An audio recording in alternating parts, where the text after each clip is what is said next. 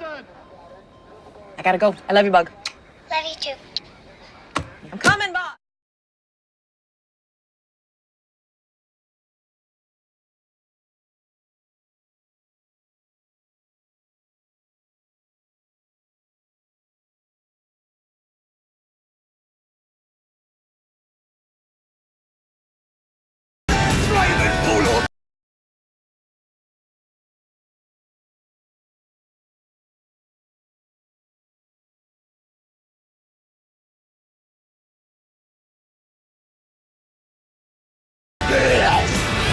Would you like me to show them how the sign of the curse works? Sign completely of the curse? different. How does it go?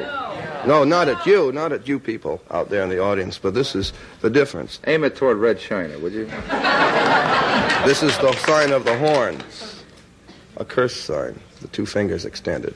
This way, spread apart for sort of shotgun blast, you know. I always all over, figured if I ever met the devil, he'd have dirty fingernails. Go on. No, they're not. Yes, they are. Where? Dirty fingernails. Well, that's because I've been fooling around with your equipment. Never mind. Don't blame it on the studio. Go on with it. All right. So that's the sign of the horn, and then what happens?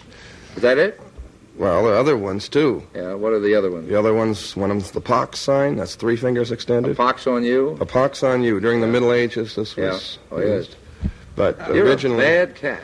Well, you have to be bad to be good, don't you? Is it true that you teach people how to make voodoo dolls and stick pins in them to hurt people? That's right. I believe that hate is necessary in a controlled way just as much as love is necessary.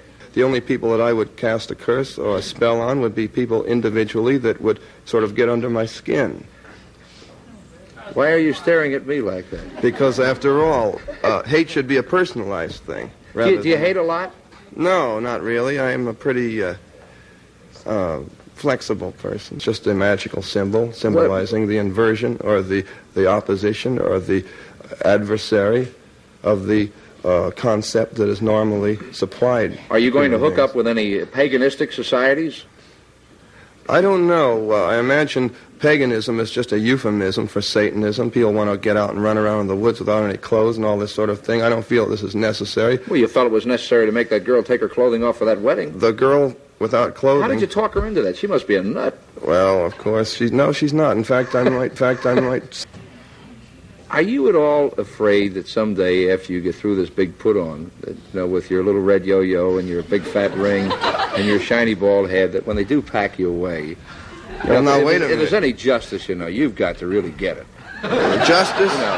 You've got to really get it, baby. Isn't justice sort of a lie most of the time? Isn't the law just maybe, tricks, really? But you see, we're dealing with men, and men make mistakes, but there's somebody made all of us. Well, they made the laws, too. Somebody made this world, and someday... if he could get his hands on a cat like you, you could be like horrible example number 1. You mean like... do you ever think about it? You mean like J.C.? Yes. Well... first of all, how do I address you?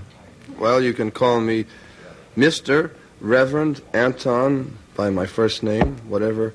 Well, I'll state the Mr. to begin with. First of all, I'll say one thing. You have a lot of followers. And you're right.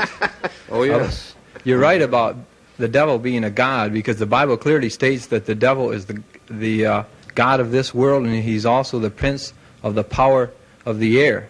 So I don't dispute you on this matter at all. Are we picking up a new recruit here? My only question is this question basically about death. Personally, I don't think it's a funny matter, whether you're really sincere in what you believe or whether you are just doing this to gain followers. I mean, it's a pretty serious thing. First of all, everyone dies physically, but you're right. Again, everyone does not die spiritually. And I'd just like to ask you, what do you think is the concept of God? What is your concept of God? What does God do? Is he... in other words, we visualize God as being the ruler of everything that is good and proper. In other words, his attributes are love and his almightiness, omnipotence, omnipresence, and so forth. And, of course, we recognize that God has given to this world many wonderful things. Just look at all as far as paintings and the literature that's inspired by God, the tremendous things that you see in all over the world that God has inspired through literature and music and art. What has the devil given to this world along the lines of what we consider as good and proper and just? Yeah, what have you done lately? As a counselor, sorcerer, practicing wizard, shaman, warlock, whatever you wish to call it. Make that man disappear out of the dock? Out of the dock? Why should I want to? Well, because we have somebody else coming up. Of course I can't make him disappear, because I am naturally cast in the mold of a human being, and I think this Want is... to bet? It You might look be... less human and more Mephistophelian to me. Thank you, sir. I call him a devil. He's complimented. Kids filling out a form for school. What does your father do? He's a bald-headed devil.